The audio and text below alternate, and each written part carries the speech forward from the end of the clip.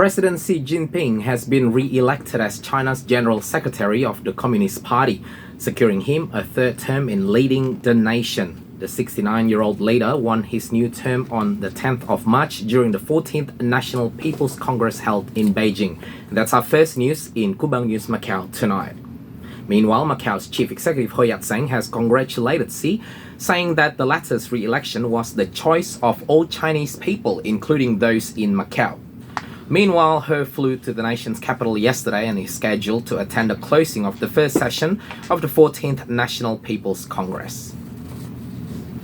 The construction of Macau Light Rapid Transit's Barra station was completed last month, and tests on the LRT's Type Barra section are underway, the city's Public Works Bureau, the SOP, has announced.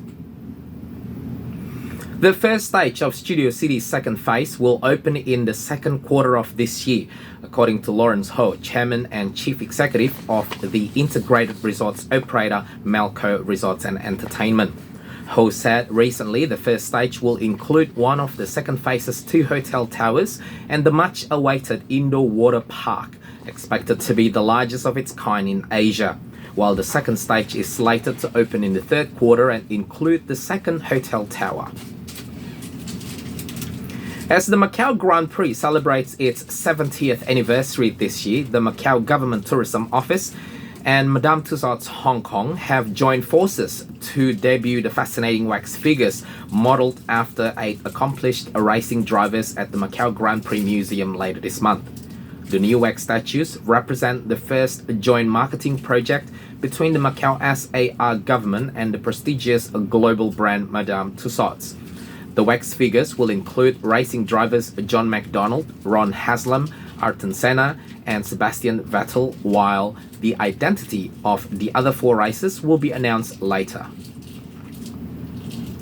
High-speed rail services between Hong Kong and Guangzhou have today resumed, while services from Hong Kong to Beijing, Shanghai, Chongqing, and Kunming are scheduled to return on the 1st of April. Hong Kong flag carrier Cathay Pacific reported a net loss of 6.55 billion Hong Kong dollars last year, the company has announced. However, its chief executive Ronald Lam underlined in a statement that his company remained very encouraged to see a bright light at the end of the tunnel in the second half of 2022, and the positive momentum has continued into 2023.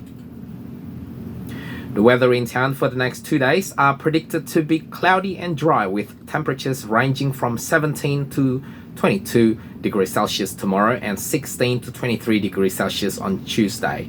That is all for tonight's Kumbang News Macau, and we are back with our interview tonight, and we are still with our guest Satini. Are you still with us today, Satini? Yeah, sure.